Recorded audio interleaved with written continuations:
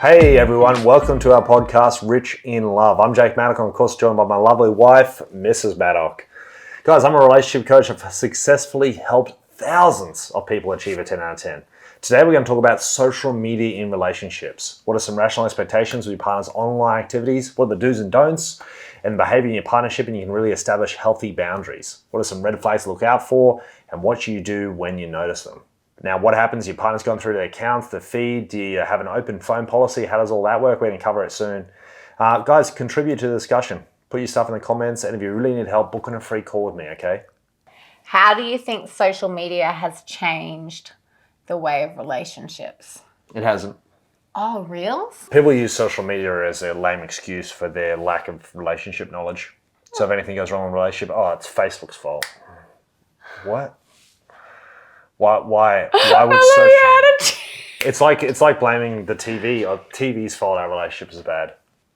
What are you talking about? Do you know of anyone that it has affected negatively? Some people cheat using social media, but I mean, would they have cheated anyway? Probably.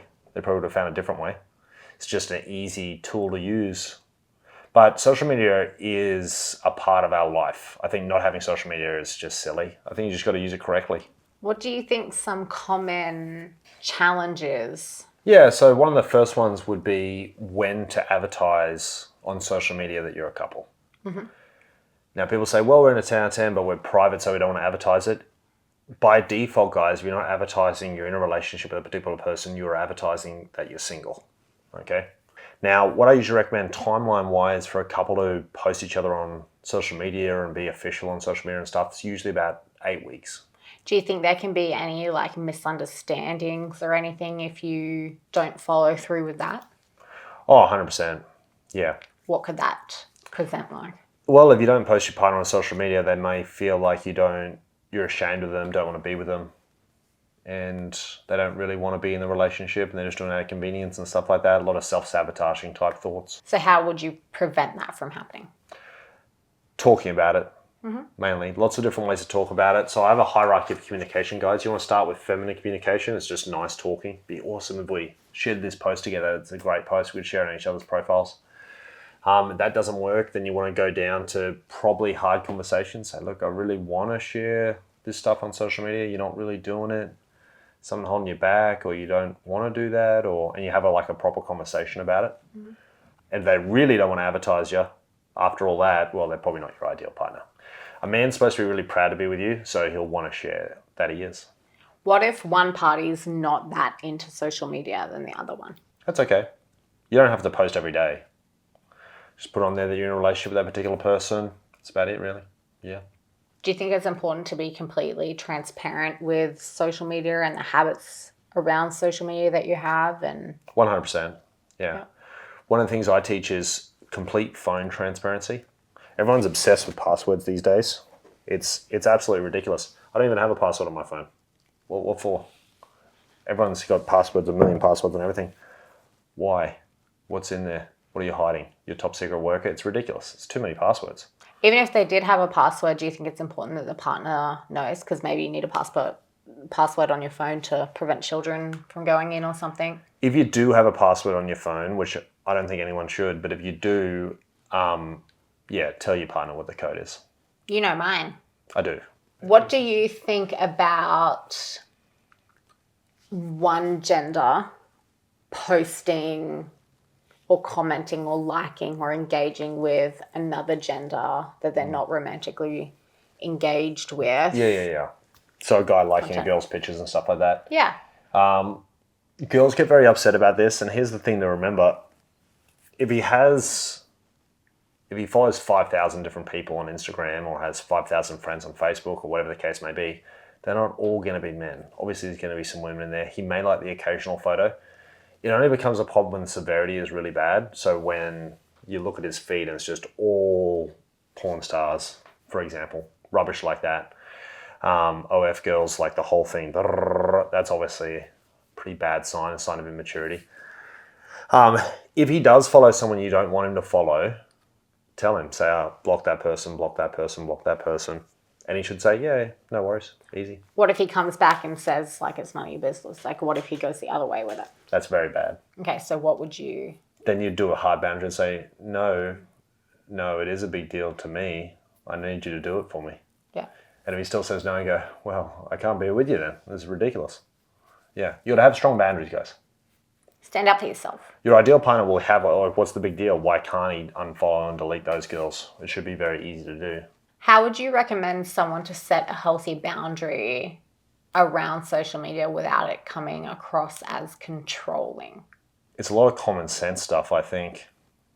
So obviously you don't want to share too much personal information, but you obviously are going to share some personal information. Just common sense.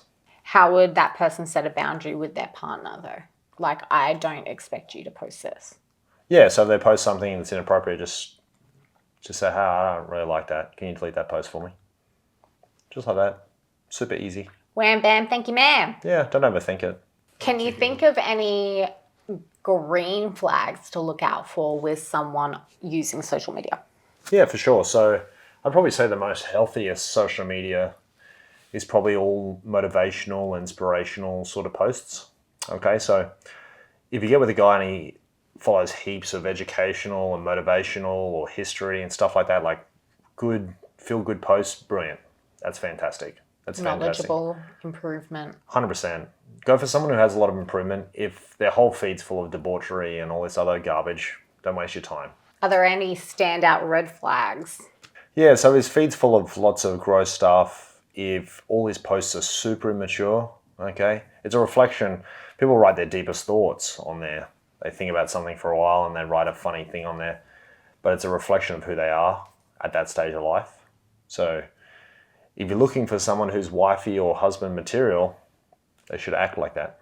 When do you think it's a good time to let your partner be involved with your social media and look at it or be able to view it freely? 3 months. Yeah. My one piece of advice, guys, if your partner likes or dislikes a certain piece of your social media, listen to them. Yeah? Listen to them. If they want you to delete someone, do it. If they want you to stop talking to someone, do it. Prioritize your partner. If someone was feeling very anxious about sharing their phone with somebody, what does that say? I think it's a reflection of that person, and they don't have confidence within themselves, or they're scared of finding, like, the other person will find something. Yeah, it's a huge red flag. I don't understand that myself. I don't understand why it's a big issue. Well, Like, a lot of people hiding like something else, so sure. Well, yeah, 100%. I think it's a bad sign on their half. Like, if someone's afraid of something, it's usually a reason. Yeah, 100%. A masculine man doesn't keep many secrets, guys, so he'll be happy to share whatever because he's not a coward and he stands behind the integrity of his actions. And even if someone did find it, it's just a conversation. Obviously, that person's afraid of having conversations. So that's another thing that you've got to look at. Like, is this person willing to have a conversation, even if it's tough, with me? Because you're going to have hard conversations through your entire life. If someone can't do that, yeah, you can't have a successful relationship with them because you can't communicate with them properly. Got to have good conversations. It's essential. Serious conversations. With your ideal partner, it won't feel that uncomfortable. No. And it'll be very easy. Like, you might feel anxious and nervous in the beginning, but once you start that conversation, it'll work out well. Practice. 100%. Do you think posting photos together impacts the direction or the dynamic of the relationship? Yeah, I'd say it positively progresses the relationship. How so? Well, you're advertising that you love your partner a lot. That's going to make them feel better. It further progresses the relationship. Mm-hmm. Usually a pretty good stepping stone. It instills a sense of confidence in the relationship. Kind of sense of confidence in each person and then in the relationship. 100%. Do you think there's pressure around couples posting to prove that they're kind of in a relationship, or that Maybe, yeah, a little bit. But if you feel a sense of pressure, shut up. It's called being an adult. Don't be a little crybaby. Just do it. Do you think there's any unspoken rules about posting anything about your relationship? You don't want to post anything too personal or embarrassing. You don't want to post anything which could damage the relationship or embarrass your partner. Yeah. It's about it, really. And just remember, So like taboo subjects. yeah, when you're posting, guys, I want you to imagine your grandkids are going to read it. Okay? I love this view of yours, actually. I post a lot of content, guys, as you guys know. One of my favorite thoughts is I want the content really good so my grandkids can watch it and they can learn and make their life better. Yeah. So if you have that view in your mind and keep on that track, you make good content because you're not making it for yourself. If I post a photo of me and you, but you didn't think you look good, what would you say? I'd tell you to take it down. I would literally say, I don't like that photo. I need you to take it down. Pick a better one. What would I do? You'd take it down. Yeah. Not a big deal. No, sir. It's usually more important for the female too, on how good they look in an image. Girls care more how they look. Yeah, we care a little bit more on how we're presented or how we look. It's good to keep an open mind on both. And if your partner has an issue with something, be understanding about it and go 100%, let's fix it. Let's work as a team to fix it. Do you think there's a line between oversharing and not? I'd probably say I'm a fairly open person. Most people are too private. See, I'm pretty private. You are pretty private. I think a lot of people think people care more about you than you think they do. Nobody cares. So just post it. That's why I'm private, because I'm like, well, no one actually gives a so... Yeah, it's not a big deal. No.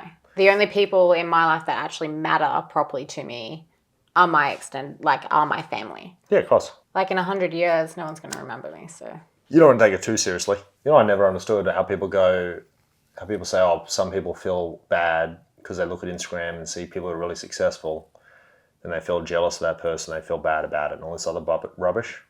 Never got that. Well, that's insecurity, isn't it? If someone's doing really good, I always look at them like, that's awesome. I want to be like that. That's awesome. You know what? It tells you more about that person that's posting.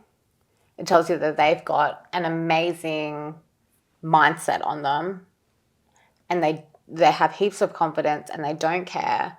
It speaks more about the character on how from both parties. Heaps of people feel jealous all the time. I never understood that. Like I feel jealousy sometimes, but I use it in a positive. I don't use it. Yeah, I don't use it as a negative. Like I use it as a positive. So I think it's the way that you're harnessing that emotion as well. If you have pictures of your ex, like on Facebook or social media or even on your phone, like what should you do with them? Delete all the photos. Just delete them. And delete your trash bin as well. Delete all of it. What if it had kids in it? Delete it. Or things like that. Okay. How often are you going to look at the photos anyway? Rarely. True. Take photos of your kids by themselves. Yeah. Or you with the kids. Yeah. I'm sure there's some. Delete all the photos of your ex. When you're in a new relationship, you want your partner to kind of think that you're their first and only love and last love. First and only. One and only, babe. Ting! Do you think there are any reasons why someone might not or choose to post about their partner? The only possible reason I can think of not to do posting on social media is if you had a top secret clearance in the army. That's it. So if your job prevented you from doing it. Yeah, which is extremely rare. Even if you're in a job that you can't. Social media has heaps of security settings, and those people usually would know those settings and know how to turn them on and utilize them. You're in full control of your social media. So if there's anything in there which is negatively affecting you, delete it. If you're getting hateful comments, block and delete. If you're following people who make you feel bad, block and delete. Block and delete, block and delete, block and delete. The things you can utilize on social media, like you can turn off all the comments. If you're just getting terrible things, just turn off the comments. Social media is fantastic. It's just a tool, and how you use it is what matters. What power you give it to. I think a lot of people give it too much power and too much validation on themselves. Like, if I don't get this many likes, like, I'm shit. Yeah. So you're putting too much power in its hands. If you want to be a creator and post heaps, you got to try to have some fun with it and look at it as a lifetime thing. I like to remember the Stoic quote. If you wouldn't do it forever, don't do it for a day. Okay? So if you're going to be a social media poster and be a content creator and do it as work, go, well, I like doing it. I'm going to do it every day forever. That's the mindset to have on it. How do you think couples can utilize social media to strengthen their relationship? posting cute photos, saying romantic stuff to each other, tributes of love, stuff like that. It's just an advertisement of yourself, so do it positively. We hope you enjoyed this video, guys. Subscribe to the channel and like this video. Be sure to check out our other podcast videos, which delve into a whole range of relationship topics. And if you'd like a personalized one-on-one help, book on a free call with me. I'll give you a free call. We'll have a chat one-on-one.